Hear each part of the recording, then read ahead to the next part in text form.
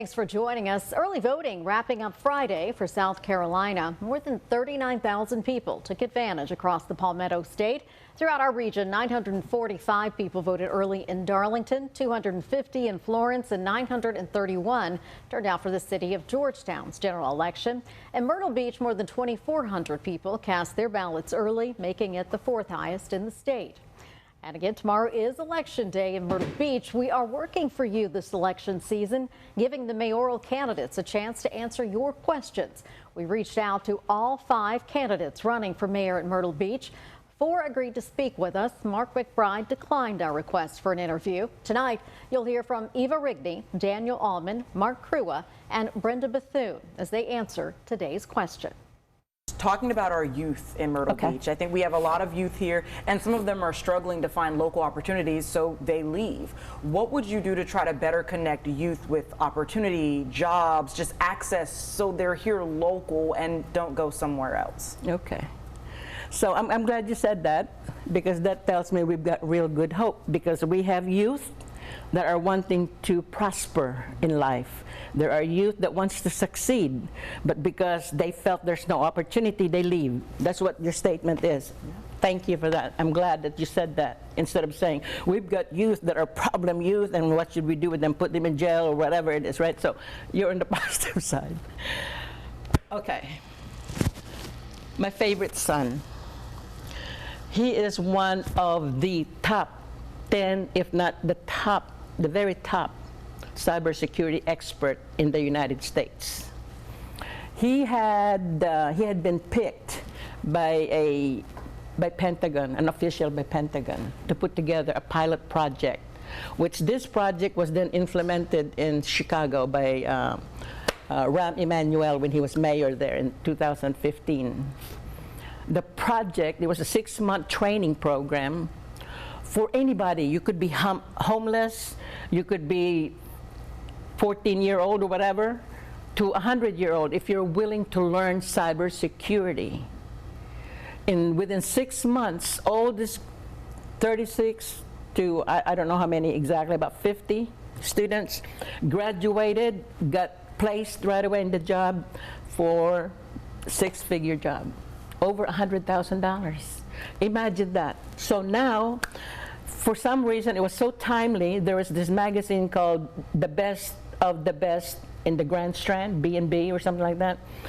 On page 26, it was, I don't know how many pages is that, there was a ambassador that went to upstate South Carolina and said that we're going to make this area here the cybersecurity place, because he said, in South Carolina right now, there's over 5,000 unfilled jobs in cybersecurity that starts at 6-figure. So in my mind, you know, all these things they talk about, connection is really, really good for you. So Eva, you don't have the connection, but Bethune has a connection, or whoever else has a connection. Where's the connection doing for us? How come they're putting it somewhere else? You know, where's the connection?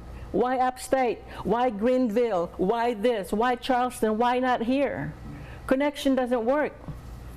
What you need is a plan, a true, tried plan, and that is going to be mine, because he's my son, he's going to come here, and we'll do all this government contracting so that, you know, we can have tuition free. The first thing I would do is diversify education and make education more accessible. If you have diverse education, like say somebody wants to, you know, it shouldn't be about the money first, but if a kid wants to, this would be like an extra credit education thing, right? The first thing you focus on is basic, right? There's a lot of people in Myrtle Beach that need a basic education, that need a high school diploma or a GED, that can't get one. Maybe they got kicked out of school, or maybe they're just having some motivation issues, because those are, you know, low-key boring subjects. But you have to learn them. You got to have the basics down. But then after that, you put this whole spread of alternative education out that they can say, hey, I like doing this, and there's a place for them to go to start off where they're at and then further develop themselves into what they want to be. Had a meeting last night with one of the groups downtown. It was a Ground Zero group that serves 75 to 150 youngsters on a regular basis. I'm on the board of directors for the Market Common YMCA Advisory Board. The YMCA recently has taken supervision over the Boys and Girls Club, which does a great job downtown. Our recreation programs, the city's recreation programs, do an excellent job with youth. But it's something that we need to be conscious of and work toward. It doesn't need to be, oh yeah, by the way, we did that. We actively need to work with those groups that serve our youth, and the city itself needs to actively look for ways to engage the youth, to help them accomplish the things that they need to do as young people, and also perhaps to give them a reason to stick around Myrtle Beach when they graduate. I will tell you that I have been knocking on a lot of doors throughout this campaign and have had some great conversations with young professionals. And they want to be here. And I cannot tell you how many times I have heard from young people, even at the forum that was at Market Common last week, that what we are doing downtown is important to them.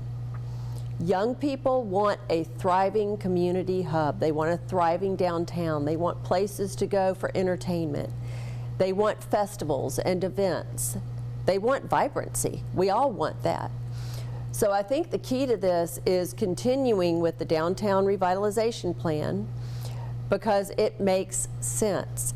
Other cities that have done it have realized that they're creating a place, a very special place, where young people want to be, where people of all ages want to be. The next step to this plan is creating residential down there.